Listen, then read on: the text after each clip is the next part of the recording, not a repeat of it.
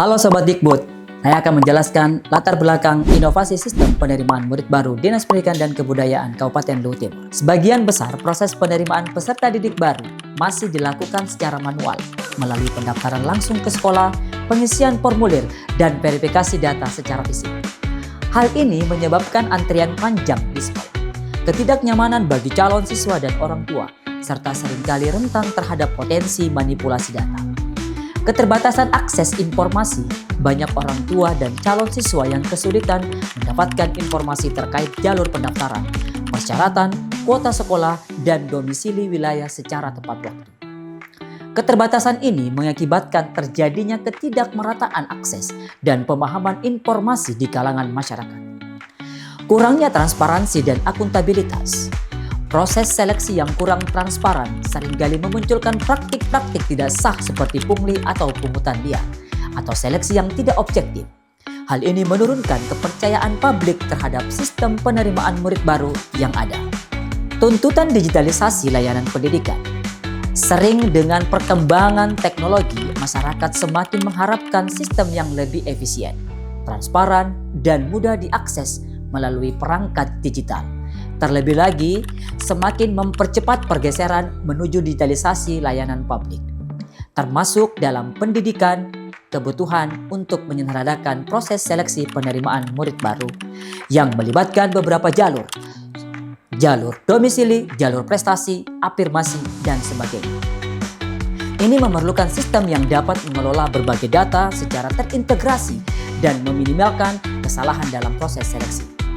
Meningkatkan kualitas pelayanan publik, pemerintah daerah berkomitmen untuk meningkatkan pelayanan publik dalam bidang pendidikan yang lebih responsif, mudah diakses, dan akuntabel. Hal ini sejalan dengan upaya mewujudkan pemerintahan yang baik atau good governance di sektor pendidikan. Peningkatan efisiensi pengelolaan sumber daya, sistem yang terintegrasi akan mengurangi beban administratif bagi sekolah, dinas pendidikan, maupun orang tua calon siswa.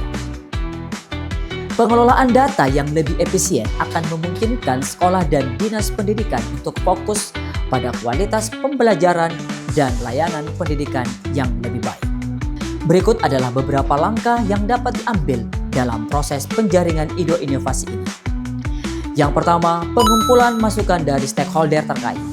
Yang kedua, riset terhadap sistem PPDB yang ada di daerah lain. Yang ketiga, identifikasi permasalahan yang dihadapi dalam SPMB. Yang keempat, penciptaan ide melalui inovasi teknologi. Kelima, workshop atau FGD, focus group discussion. Yang keenam, prototyping dan uji coba sistem. Ketujuh, penyusunan rencana, implementasi, dan pengembangan.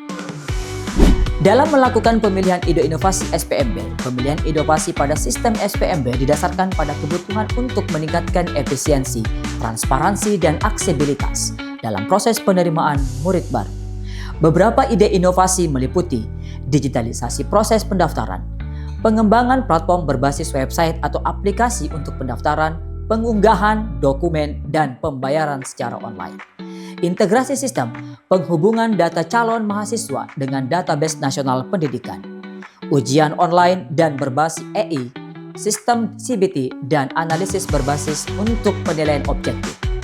Pusat informasi terpadu, informasi lengkap terkait jalur penerimaan, jadwal ujian, dan pengumuman. Aksesibilitas bagi semua, fitur ramah disabilitas, dan akses untuk peserta dari daerah terpencil. Manfaat inovasi SPMB ini: efisiensi waktu dan biaya. Pendaftaran, ujian, dan pengumuman dapat dilakukan tanpa tatap muka. Transparansi dan akuntabilitas. Sistem terkomputerisasi mengurangi potensi manipulasi. Pengolahan data lebih baik.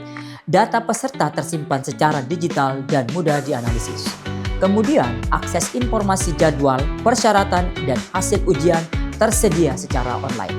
Ramah lingkungan, mengurangi penggunaan kertas karena proses administrasi digital. Dampak inovasi SPMB. Dampak positif bagi institusi pendidikan, meningkatkan citra sekolah, satuan pendidikan, dan mempercepat proses penerimaan siswa baru. Bagi calon siswa baru, memberikan pengalaman pendaftaran yang mudah dan efisien. Bagi pemerintah dan masyarakat, membantu pemerataan akses pendidikan tinggi dan pengumpulan data. Kemudian dampak negatif. Kesenjangan akses teknologi di daerah 3T atau tertinggal, terdepan, terluar. Potensi gangguan teknis seperti server down, ancaman keamanan data peserta yang harus dijaga.